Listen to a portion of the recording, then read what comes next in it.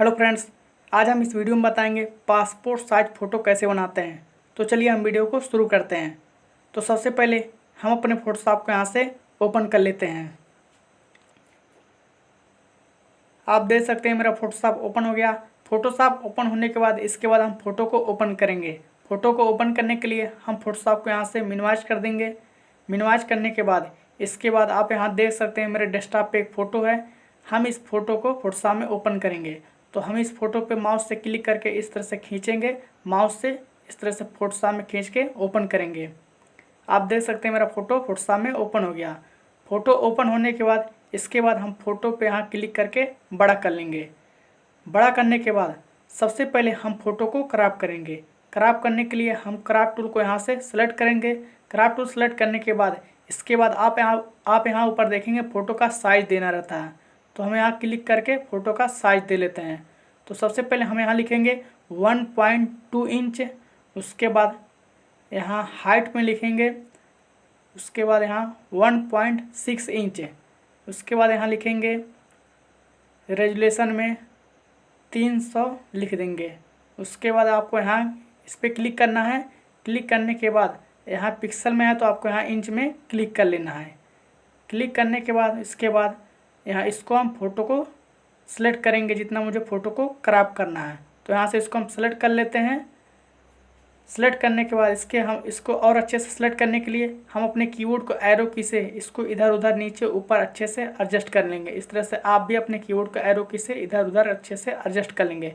करने के बाद इसके बाद हम अपने कीबोर्ड का इंटर बटन दबा देंगे। हमारा फ़ोटो क्रॉप हो जाएगा। इसके बाद हम फ़ोटो को थोड़ा सा जूम कर लेंगे। जूम करने के बाद इसके बाद फ़ोटो को साफ़ करेंगे। फ़ोटो को साफ़ करने के लिए सबसे पहले आप अपने फ़ोटो में देखेंगे लाइट कम है या बेसी। लाइट कम बेसी करने के लिए आप अपने कीबोर्ड का कंट्रोल एम दबाएंगे। यदि लाइट ज़्यादा है तो आप यहाँ इसको नीचे करेंगे। इस तरह से लाइट कम हो जाएगा। यदि लाइट कम है तो ऊपर करेंगे तो लाइट बढ़ जाएगा। तो हल्का सा हम लाइट को यहाँ से बढ़ा लेते हैं। उसके बाद हम यहाँ से ओके कर देते हैं। ओके करने के बाद इसके बाद फ़ोटो को साफ़ करने के लिए सबसे पहले उसके बाद आपको यहाँ ऊपर जाना है। आपको यहाँ इमेज पे क्लिक करना है। क्लिक करने के बाद यहाँ एडजस्टमेंट पे उसके बाद इस तरह से आपको यहाँ आना है। यहाँ आपको रिफ्लेक्स कलर पे क्लिक कर देना है। क्लिक करने के बाद आपके सामने इस तरह से आएगा। उसके बाद आप यहाँ इसको पकड़ के आप इधर उधर इसको यहाँ से कर सकते हैं। करने के बाद इसके बाद आपको यहाँ इसके प्रीव्यू पे क्लिक कर लेना है। क्लिक करने के बाद उसके बाद यहाँ इस पर क्लिक है तो आपको यहाँ इमेज पे क्लिक कर लेना है। क्लिक करने के बाद इसके बाद हम बीच वाले टूल को यहाँ से सेलेक्ट कर लेते हैं। सेलेक्ट करने के बाद इसके बाद हम यहाँ नीचे क्लिक करके इसको थोड़ा सा अपने फ़ोटो को यहाँ से क्लीन कर लेते हैं। यहाँ से अपने फ़ोटो के हिसाब से थोड़ा सा हम बढ़ा लेते हैं। बढ़ाने के बाद उसके बाद आपको यहाँ ऊपर जाना है। यहाँ इसको 150 से ज़्यादा यहाँ से इसको बढ़ा सकते हैं। बढ़ाने के बाद इसके बाद हम यहाँ नीचे आके थोड़ा सा अपने फ़ोटो का कलर चेंज कर लेते हैं। इस तरह से आप भी थोड़ा फ़ोटो का आप अपने कलर चेंज कर लेंगे। कलर चेंज करने के बाद इसके बाद हम यहाँ से ओके कर देंगे।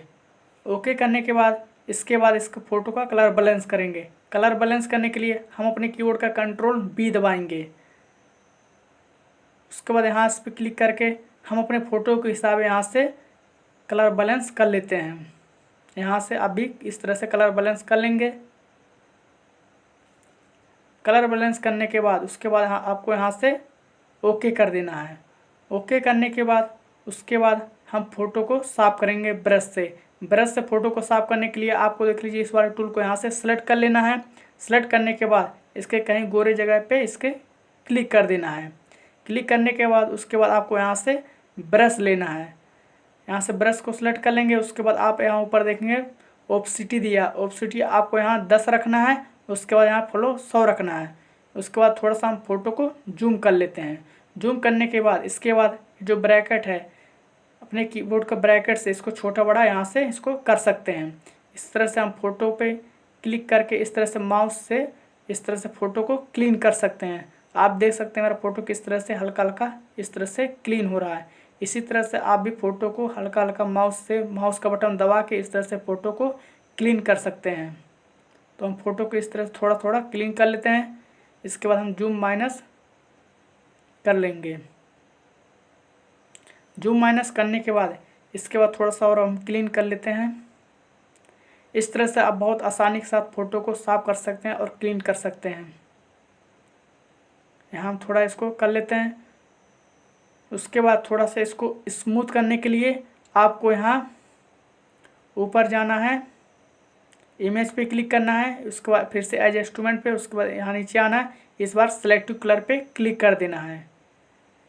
क्लिक करने के बाद आपके सामने इस तरह से आएगा। आपको यहाँ रेड पे क्लिक करना है। क्लिक करने के बाद नीचे यहाँ ब्लैक पे क्लिक कर देना है। इसके बाद आपको यहाँ नीचे क्लिक करना है। इस साइड राइट साइड आपको इस तरह से थोड़ा सा बढ़ा लेना है। बढ़ाने के बाद उसके बाद आपको यहाँ से ओके कर देना है। ओके करने के बाद इसके बाद आप यहाँ देख सकते हैं किसी का बाल भूरा रहता है। बाल को ब्लैक करने के लिए आपको यहाँ इस वाले टूल पे अपने माउस का राइट बटन क्लिक करना है। क्लिक करने के बाद यहाँ से दूसरा टूल को यहाँ से सेलेक्ट कर लेंगे।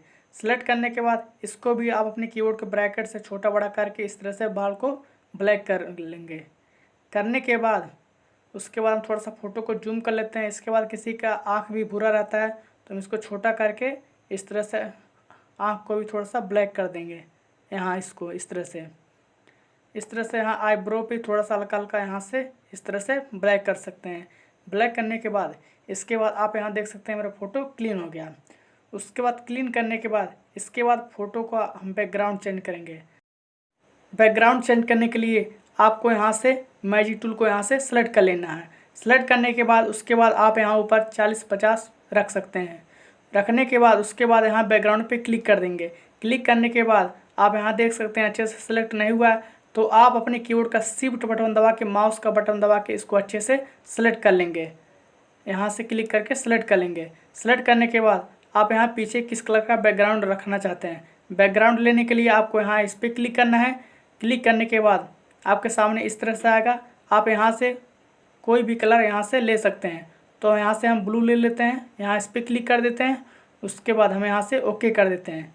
ओके करने के बाद हम अपने कीबोर्ड का डिलीट बटन दबा देंगे। आप देख सकते हैं मेरे फ़ोटो का बैकग्राउंड चेंज हो गया। बैकग्राउंड चेंज करने के बाद इसके बाद हम थोड़ा सा फ़ोटो को जूम कर लेते हैं। आप यहाँ देख सकते हैं बाल बड़ा उठा टेढ़ा है। बाल को काटने के लिए आपको इस वाले टूल को यहाँ से अपने माउस का राइट बटन क्लिक करना है। उसके बाद यहाँ से दूसरा टूल पॉलीगॉन लेसर टूल को यहाँ से सेलेक्ट कर लेना है। सेलेक्ट करने के बाद इसके बाद थोड़ा सा हम फ़ोटो को और जूम कर लेते हैं।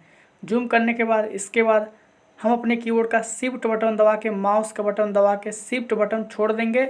इस तरह से माउस के बटन से इस तरह से बाल को कटिंग करेंगे जितना मुझे कटिंग करना है। तो यहाँ से इसको यहाँ से माउस पे सेलेक्ट कर लेंगे। माउस का बटन 2 बार क्लिक करेंगे, ये सेलेक्ट हो जाएगा। इस तरह से यहाँ से इसको भी आप यहाँ देख सकते हैं। यदि आप एक टूल चला रहे हैं इस तरह से कहीं गलती हो जाता है तो आप इसको कैसे सही करेंगे। सही करने के लिए आप अपने कीबोर्ड का बैक बटन दबाएंगे, ये सही हो जाएगा।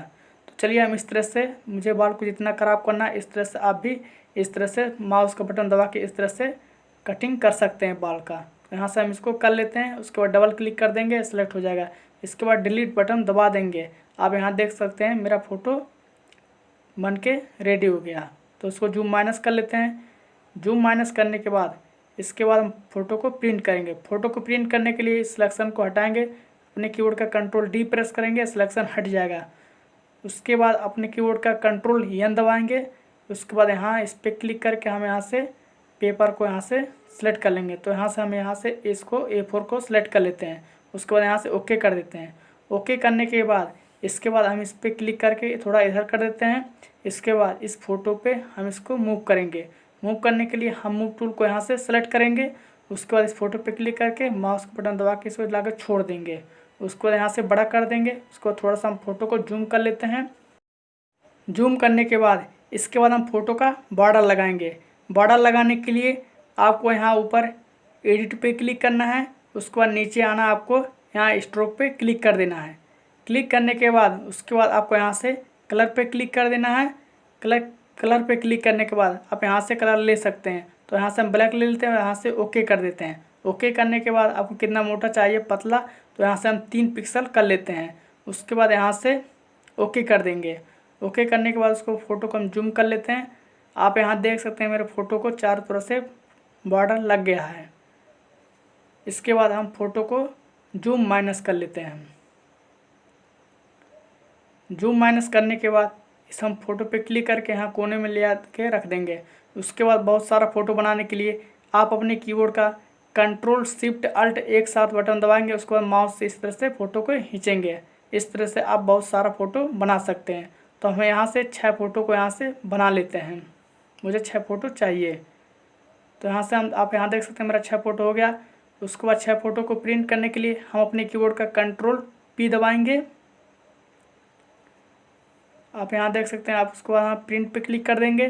उसको यहाँ प्रोड्यूस पे क्लिक कर देंगे। उसके बाद यहाँ से हम प्रिंटर को यहाँ से सिलेक्ट कर लेते हैं। सिलेक्ट करने के बाद उसके बाद यहाँ से प्रॉपर्टीज़ पे यहाँ से A4 को यहाँ से सिलेक्ट कर लेते हैं।